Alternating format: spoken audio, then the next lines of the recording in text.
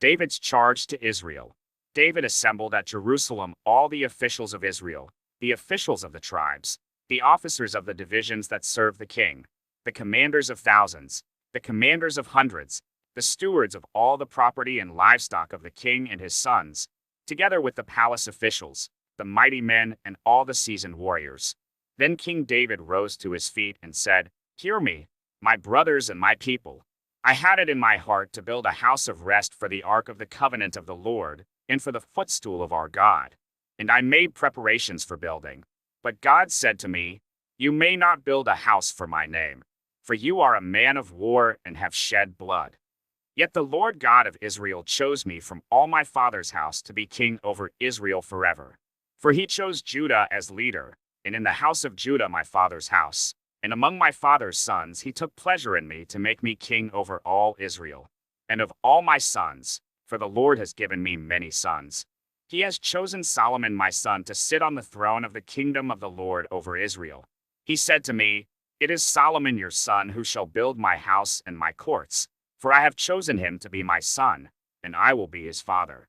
I will establish his kingdom forever if he continues strong in keeping my commandments and my rules, as he is today.'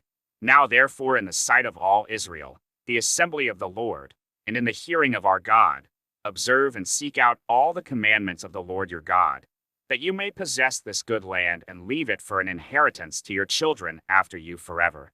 David's charge to Solomon. And you, Solomon my son, know the God of your father and serve him with a whole heart and with a willing mind. For the Lord searches all hearts and understands every plan and thought. If you seek him, he will be found by you. But if you forsake him, he will cast you off forever. Be careful now, for the Lord has chosen you to build a house for the sanctuary. Be strong and do it.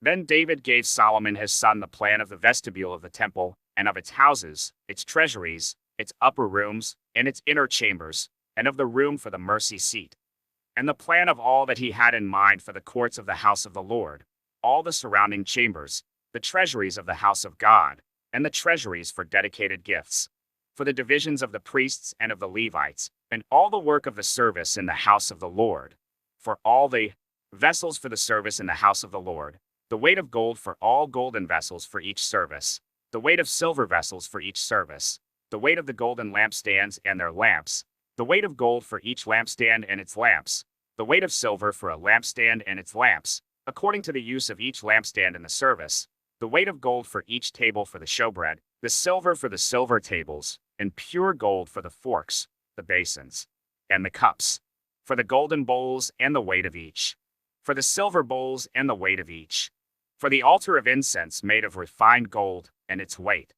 Also his plan for the golden chariot of the cherubim that spread their wings and covered the ark of the covenant of the Lord.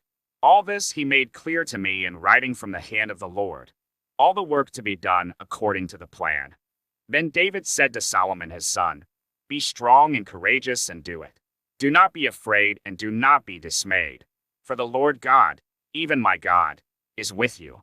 He will not leave you or forsake you, until all the work for the service of the house of the Lord is finished. And behold the divisions of the priests and the Levites for all the service of the house of God. And with you in all the work will be every willing man who has skill for any kind of service. Also the officers and all the people will be wholly at your command.